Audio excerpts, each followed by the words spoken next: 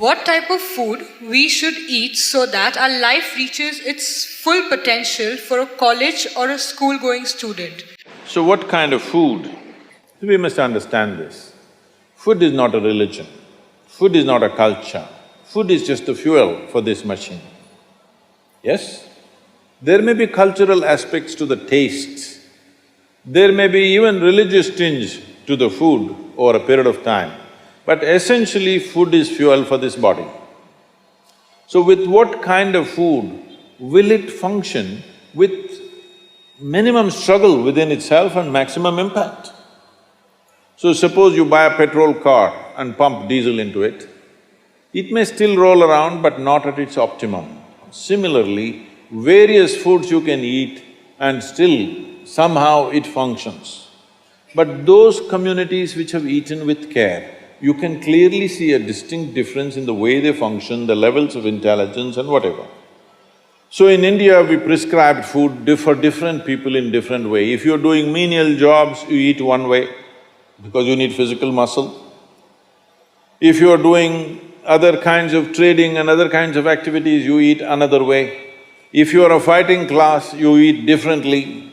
And now if you're into education, spiritual process and subtler aspects of life, then you eat differently. If you're in education, one of the greatest challenges is to stay focused on something.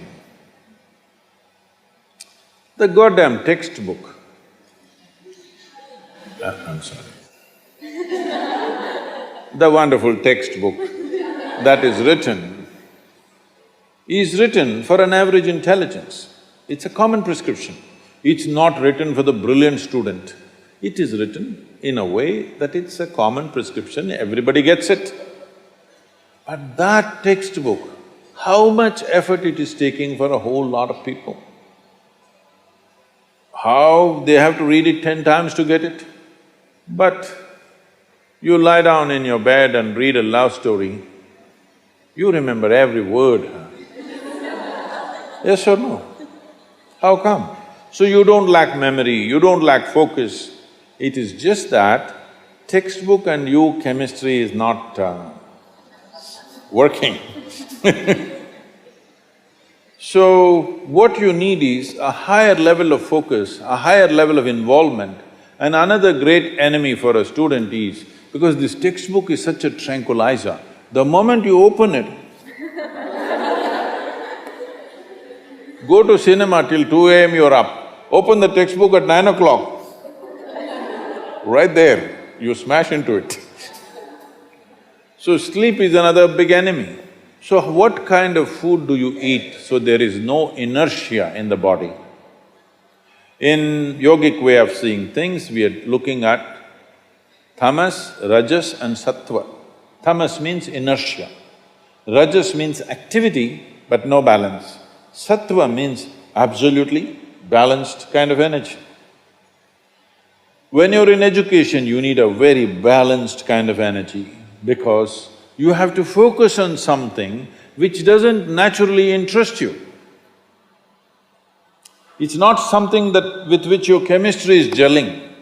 If your chemistry is gelling, you are always focused on that one, isn't it? Here there's no chemistry, but you have to focus on that. For this you need a balance and a steady mind.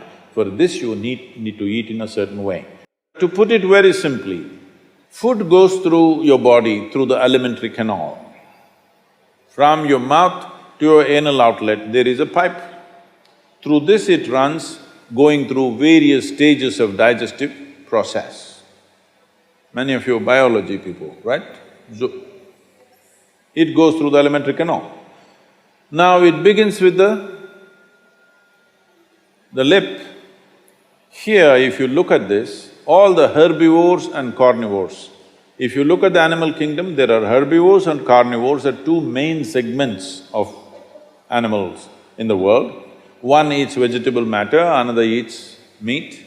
If you look at the alimentary canal, the way it is built, between herbivores and carnivores, there's a distinct difference. Everything in the human being suggests that you are naturally a herbivore, but for the sake of survival, we became carnivores. If you look at the movement, jaw movement, all the carnivorous animals have only cutting action. Herbivores have cutting and grinding action. There are molars, but carnivores don't have widespread molars, they have just incisors, canines, and everything looks like cutting teeth. So they do only this. All the herbivores do grinding. What do you have? Both. So you are supposed to chew your food. Why you are supposed to chew your food is you have enzymes in your saliva where if you take a little bit of raw rice and put it in your mouth just for a minute, you will see it turn sweet right here, because right here carbohydrate is being converted into sugar, right here. So if you eat properly, then we say about 30 to 50% of your digestion should happen in your mouth. So this part of the digestive system is expecting half-digested food or partially digested food. But right now the way we're eating is mostly we're putting not only undigested food, but partially destroyed food. So the amount of food that you need to get the same amount of energy has increased. You're eating much more food than what you should eat to generate that much of energy. Because of that, there is inertia in the body, because it has to process so much more food than what it should, there is inertia. Once there is inertia, your sleep quota increases. How many hours do you sleep on? Hello? 8 hours. You're going by the prescription, huh? See, this is not that you must deny yourself sleep, that's not the point.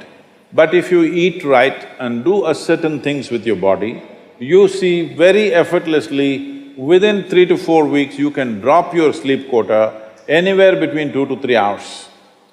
1.5 to 3 hours very easily you can drop if you just eat consciously and just learn to sit properly, just the posture, your geometry of the body and what goes into the system. If you just manage these two things, you will see sleep quota will just come down like that. Just to tell you, for over 25 years, I have largely managed with an average of 2.5 hours of sleep. Now I'm getting lazy and I'm sleeping, averaging somewhere around 4.5 hours now, but 7 days of the week, okay? 365 days, non-stop, on, almost every day. My daughter didn't call me for a month. I asked, what the hell is the problem with you? Why are you not calling?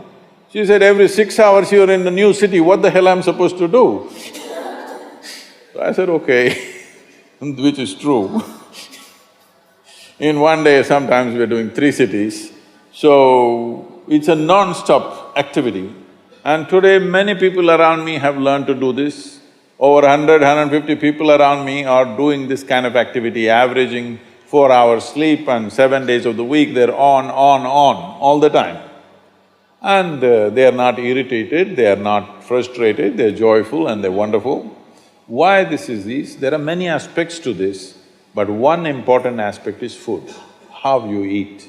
Not only what you eat, how you eat is also very important, because food is a live thing. One simple thing all you girls can do is just see various health issues and inertia issue, focus issue, just bring 40 to 50% of the food in its raw form, that means it's alive. It must be a live cell, it can be a vegetable, it can be a fruit, it can be a nut, it can be sprouted gram. At least 40 to 50%, the food that you eat must be alive. You eat dead food and you want to live, this is a little difficult thing to do, because you have to raise the dead now.